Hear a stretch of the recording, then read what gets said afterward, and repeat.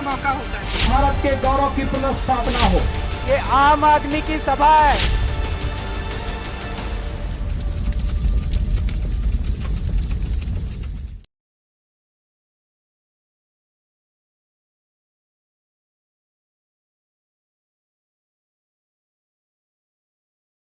कि बीजेपी भी इसमें शामिल है साजिश में।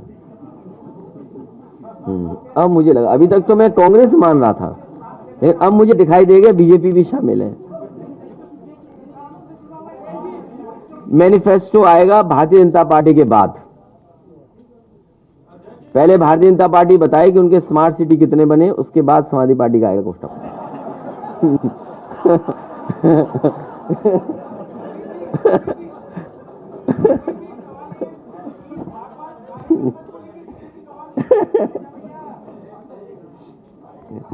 इसलिए नहीं जीत पाएंगे, वहां जो माफिया हैं, तुम ईमानदार आदमी हो,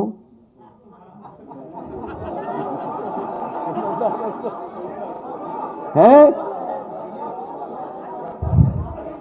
तो जो माफिया लोग हैं, जब तुम वोट की तारीख आएगी, जब वोट की तारीख आएगी, एक रात पहले वो माफिया जाएंगे घरों में, वो स्याही लगवा देंगे घरों में। कैसे जीत जाओगे आप?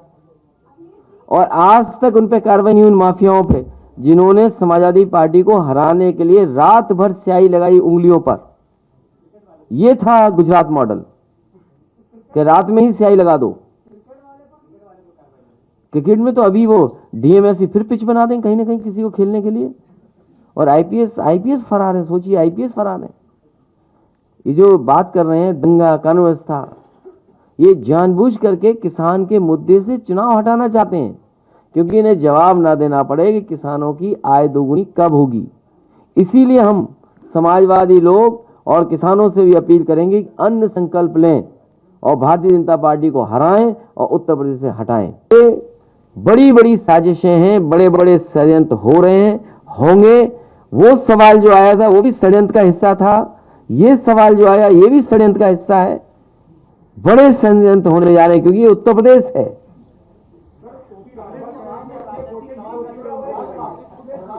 इसलिए षड्यंत्र और साजिश से आप भी बचाइए उत्तर प्रदेश को, क्योंकि भारतीय जनता पार्टी किसानों की आय दोगुनी जो उधर से सवाल किया है, मैं तो अपने पत्रकार साथी से कहूंगा कि अगर बाबा मुख्यमंत्री आपको मिल जाए भारतीय जनता पार्टी के, उनसे पूछिए आपने संकल्प पत्र में लिखा था क्या किसानों की आय दोगुनी हो गई? आखिरकार लिखा क्यों था? और उनका भाषण पुराना उठाइए, उसमें कहा कि 2022 आते ही किसानों की आय दोगुनी हो जाएगी। ये कोई जादू था उनके पास कि तारीख बदलने से, साल बदलने से किसानों की आय दोगुनी हो जाएगी? लेकिन जिस तरह किसान जानवर से परेशान है, जिस तरीके से उसकी मदद होनी चाहिए, सरकार मदद नहीं कर पा रही, खाद नहीं सरकार दे पा रही। बताइए, जो बड़ी बड़ी हवाई बातें करते हैं, उनके पास खाद नहीं है देने को।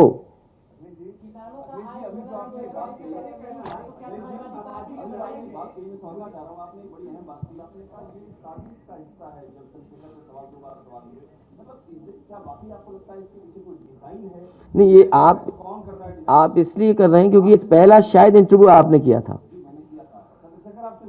हाँ, पहला इंटरव्यू इसलिए गए, तो इसलिए आपको, क्योंकि पत्रकार हैं आप, तो पत्रकारों को और भी जानकारी करनी चाहिए। जिस समय मैंने 2 सीटें दी वो स्वीकार कर लिया, उसके बाद पता नहीं कहाँ संगठन में किससे बात हुई, दिल्ली बात हुई, कहाँ बात हुई, उसके बाद उन्होंने कहा कि हम 2 सीट पर नहीं रह सकते, हमारे संगठन में आपस में सहमति नहीं है। इसमें समाजवादी पार्टी का क्या दोष है? तो इसलिए मैं कह रहा हूं कि कहीं ना कहीं बैठे हुए लोग दूर दूर साजिश और षड्यंत्र कर रहे हैं। ये उत्तर प्रदेश का चुनाव है। आज देखिए, चुनाव की धज्जियां उड़ रही हैं, भारतीय जनता पार्टी के कार्यकर्ता नेता हर जगह धज्जियां उड़ा रहे हैं, लेकिन आप पार्टी कार्यालय में देखिए कोई नहीं आ सकता है। समाजवादी पार्टी के कहीं कार्यक्रम में जाएंगे, आपको नोटिस मिलेगा, एफआईआर दर्ज होगी।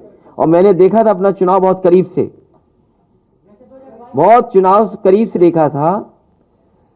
कन्नौज में कई हजार रेड कार्ड इशू हुए थे, कई हजार, और पुलिस वहां लगाई गई थी जहां पर समाजवादी पार्टी का वोट है। नौगांव सादात का जब बाई इलेक्शन हुआ उस समय कोविड प्रोटोकॉल के बहाने आप पता करिए एम्बुलेंसेस कहां लगी थी, पुलिस किस जगह ज्यादा लगी थी। भारतीय जनता पार्टी ने अपने बूथों को खुला छोड़ा हुआ था। इसलिए चुनाव आयोग को मैं कहूंगा, चुनाव आयोग से निवेदन करूंगा कि इस तरह की घटनाएं हुई थी, चुनाव आयोग ये माने और जानकारी करे कि आखिरकार उस समय कन्नौज में इतने रेड कार्ड क्यों इशू हुए थे। नौगांव सादात का बाई इलेक्शन हुआ था जहां पर पुलिस को खुली छूट थी कि अगर वोट डालने जाएं तो इन्हें वोट डालने मत देना, और अगर डालने जाएं तो इस बात के लिए डराना कि तुम्हें कोविड में एम्बुलेंस में बैठा करके अस्पताल